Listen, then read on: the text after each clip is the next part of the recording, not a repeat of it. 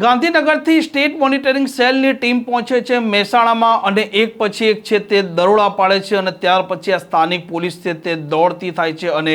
જિલ્લાના પોલીસ બેડામાં પણ ખળભળાટ મચી જવા પામે છે, કેમ કે એક જ પોલીસ સ્ટેશન વિસ્તારમાં સ્ટેટ મોનિટરિંગ સેલે 6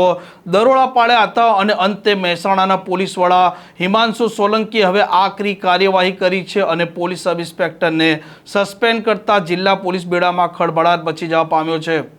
વૈષ્ણવજન તો તેને કહીએ જે પીડ પરાઈ જાનાને રે।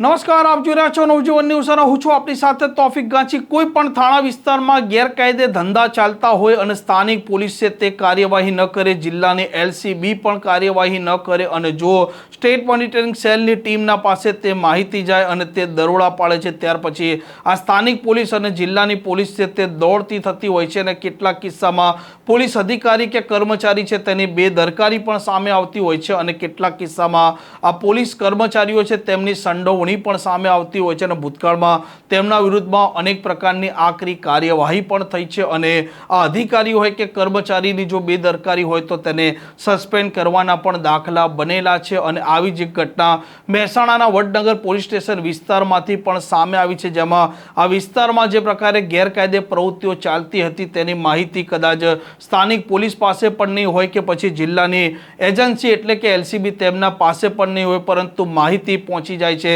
ગાંધીનગર સ્ટેટ મોનિટરિંગ સેલની ટીમના પાસે અને ત્યાર પછી તે 6 ટીમોના સાથે આ વડનગરના પોલીસ સ્ટેશન વિસ્તારમાં ત્રાટકે છે અને એક પછી એક દરોડા પાડે છે અને જેવા દરોડા પડે છે ત્યાર પછી આ સ્થાનિક પોલીસ છે તે દોડતી થાય છે। જિલ્લાની એજન્સીના જે એલસીબીના અધિકારીઓ અને કર્મચારીઓ પણ ત્યાં જાય છે અને તે પણ કાર્યવાહી કરે છે, પરંતુ જે પ્રકારે આ 6 સ્ટેટ મોનિટરિંગ સેલની ટીમે દરોડા પાડ્યા હતા અને તેની વિગતો મહેસાણા જિલ્લાના પોલીસ વડા હિમાંશુ સોલંકી પાસે પહોંચે છે, ત્યાર પછી હવે તેમણે કાર્યવાહીનો કોરડો ઝીક્યો છે અને પોલીસ સબ ઇન્સ્પેક્ટર જે ડીએ પરમાર છે તેમને સસ્પેન્ડ કરવાના આદેશ આપતા ખળભળાટ મચી જવા પામ્યો છે અને જે પ્રકારે આ થાણા વિસ્તાર હોય કે જિલ્લાના અન્ય થાણા વિસ્તારમાં જો ગેરકાયદે પ્રવૃત્તિ ચાલતી હોય તો તેને પણ કાબૂમાં આ અધિકારીઓ અને કર્મચારીઓ કરે, નહીતર તેમના વિરુદ્ધમાં પણ આકરી કાર્યવાહી થઈ શકે તેવો પણ આ પોલીસ વડાએ ક્યાંક ને ક્યાંક